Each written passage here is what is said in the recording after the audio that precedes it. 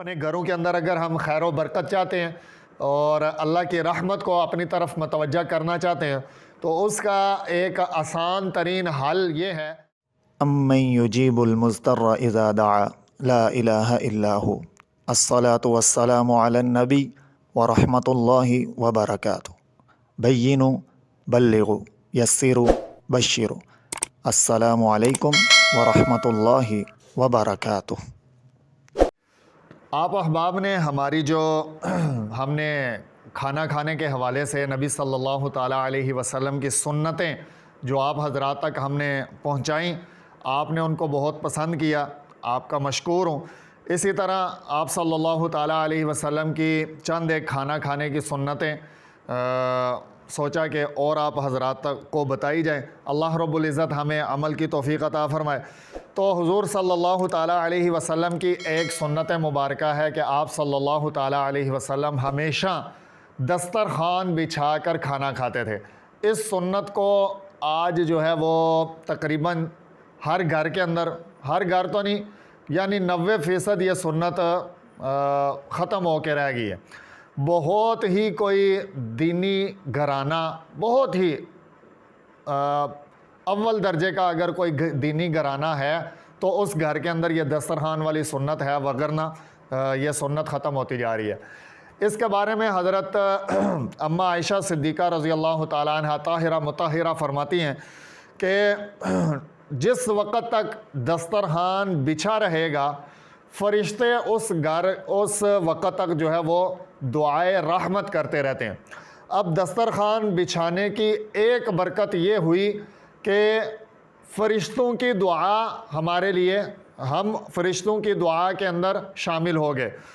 اور فرشتے ہمارے لیے رحمت کی دعا کر رہے ہیں۔ اب جتنی دیر تک دسترخوان بچھا رہے گا فرشتے رحمت کی دعا کرتے رہیں گے، اور جس کے لیے فرشتے رحمت کی دعا کریں تو ظاہری بات ہے اس گھر کے اندر پھر اللہ رب العزت کی رحمت آئے گی، اور جس گھر میں اللہ رب العزت کی رحمت آئی اس کا مطلب یہ ہے کہ اس گھر میں سے تنگی اور تنگ دستی، بے روزگاری ختم ہو جائے گی۔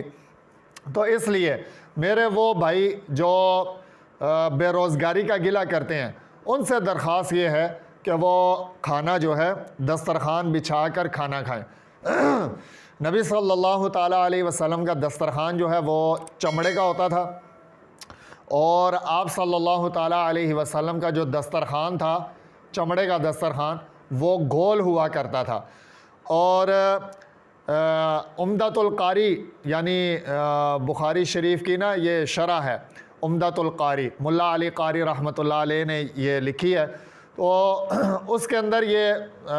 بیان کرتے ہیں، یہ ابھی تک کی جتنی باتیں میں نے آپ کے سامنے رکھی ہیں یہ ساری عمدۃ القاری ہی سے میں نے نوٹ کی ہیں۔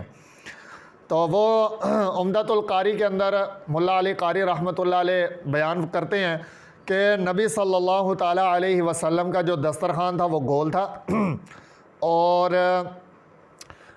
من و سلوہ حضرت موسیٰ علیہ السلام اور آپ موسیٰ علیہ السلام کی قوم کے لیے اللہ رب العزت نے آسمانوں سے جو